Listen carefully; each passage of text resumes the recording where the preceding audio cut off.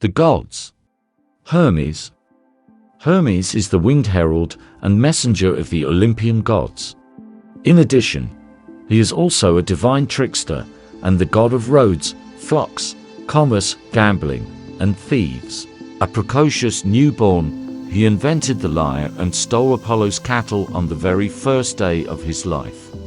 Hermes was the only Olympian capable of crossing the border between the living and the dead. Most scholars think that Hermes' name derives from the Greek word herma, which means a heap of stones or cairn. Cairns were a common sight in the ancient world, serving as trail or boundary markers.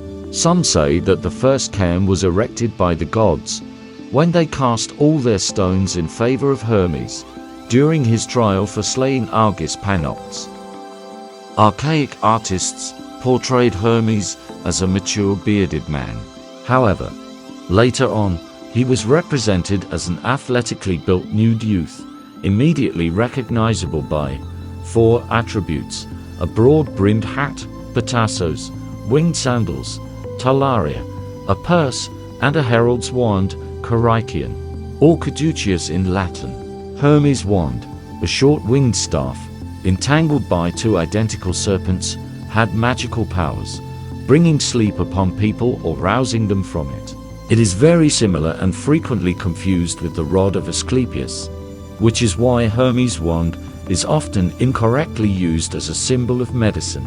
According to some myths, Hermes wasn't only a messenger of the gods, but also the inventor of speech. As such, he is often associated with oratory or interpretation. In Greece, an interpreter was called Hermenius, and today the science of interpretation is known as hermeneutics. Hermes was the only Olympian capable of crossing the boundary between the living and the dead and carrying the souls of the dead to Hades. In time, he came to be known as the conductor or the leader of souls. People also called him patron of travelers and thieves, shepherd of men, trickster, and Argus slayer. Hermes was the son of Zeus and Maia, the oldest of the 7 Pleiades. He was born in a cave in Mount Cyllene in Arcadia at dawn. By noon he was able to invent the lyre and play a hymn, celebrating his own birth on it. That very same evening, for reasons unknown, he stole the cattle of Apollo. Afterward, he came back and innocently tucked himself up in his cradle. To invent the lyre, Hermes killed a tortoise and scooped the flesh out of its shell. Then, honoring the Pleiades, he stretched 7 strings of sheep gut over the empty shell. Once he found out who had stolen his cattle, Apollo was so angry at Hermes that bad things might have happened if Hermes hadn't appeased Apollo with a lyre-accompanied song. In exchange for it, Apollo forgave his little brother everything and swore to be his closest friend forevermore. Some say that as a token of this promise, Apollo gifted Hermes with the latter one's most emblematic object, the caduceus.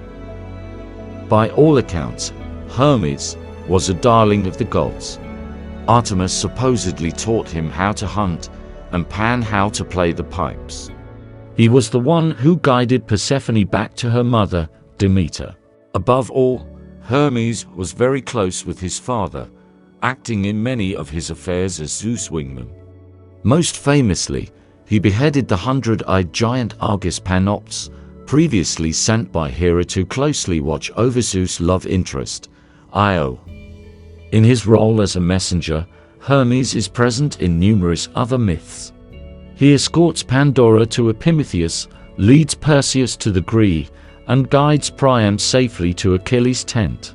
In addition, he showed Athena, Aphrodite, and Hera the way to Mount Ida, where Paris was supposed to judge which one of them was the fairest. Even though associated with fertility, it seems that Hermes never married and had relatively few famous consorts and children.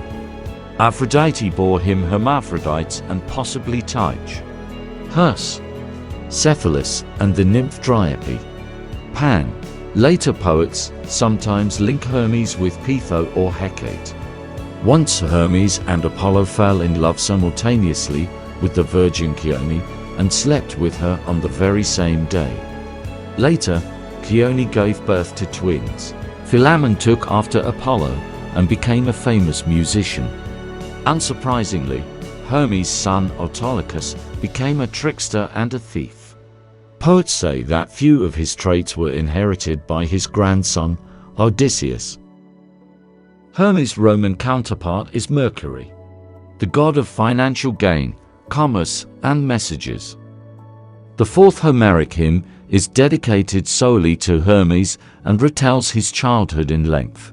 In Lucian's Dialogues of the Gods, there are few imagined interchanges between Hermes and other gods 3, 14, 15, 21, 24 which, now that you know Hermes better, will certainly make you laugh. A brief preview. In the 24th dialogue, Hermes amusingly complains to his mother about the amount of work he has on his plate on a daily basis. Thanks for watching Smithology. Please remember to like, share and subscribe and hit that notification bell for upcoming videos.